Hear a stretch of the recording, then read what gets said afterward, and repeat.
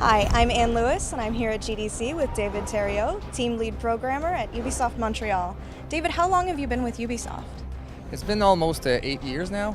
And what programs have you worked on? I started as an intern on Splinter Cell Conviction way back right after university, and after that I started working on Watch Dogs. You're gonna come with me to Chicago. And what are some of the challenges of being a programmer on a systemic open world game? The biggest challenge is that because it's systemic, like almost anything can happen in these kind of games, so you have to think really more when you're programming your systems to make them interact with each other, to try to create more emergent scenarios for the player, so it's not expectable in some ways. So that way you want to surprise the player in the end. And it's really difficult to create a nice surprise like all the time in these open worlds, and because there's a lot of things to manage at the same time, it's really hard for the programmer to achieve this. So how would you say your role as a programmer has evolved since you started at Ubisoft? Actually, when I started, I didn't know like anything about games actually, and then I learned things through, and I grew into the animation specialization, and then I realized that I was ready to like team lead some programmers and drive them to make awesome things in our games.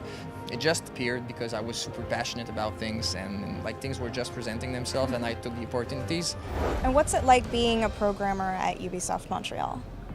It's super cool actually. You have to share with a lot of people because teams are pretty big and there's a lot of diversity in people and a lot of diversity of talents. So you can exchange a lot of ideas with a lot of people, not only with programmers. This is one thing that is really, really nice, that with the open space area that we have, every time you hear a super nice idea, you can jump into any conversation that you want, as long as you're like a little bit gamer and a little bit into making like super awesome experiences for the player, you're going to be satisfied in there. And at Ubisoft, we work with teams all around the world. Has that been easy for you to figure out, or is that kind of something that is a little bit more difficult? Well, it always needs like some kind of adjustments, but in the end it's not that bad. Again, I think the more diversity you have, the more like varied inputs you're going to have, so the better ideas you're going to be able to generate. Sometimes, yeah, the distance is going to make it harder because the time is going to be the same, but exchanging with people that have various cultures or different point of views on a lot of stuff really brings some things that you didn't anticipate before. What are some of the challenges of being a programmer?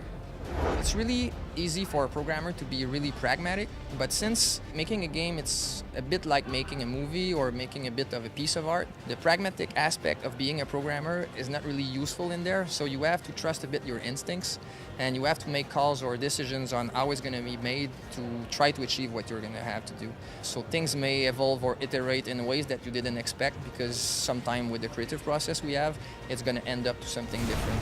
Great, thank you so much for talking to us. No problem.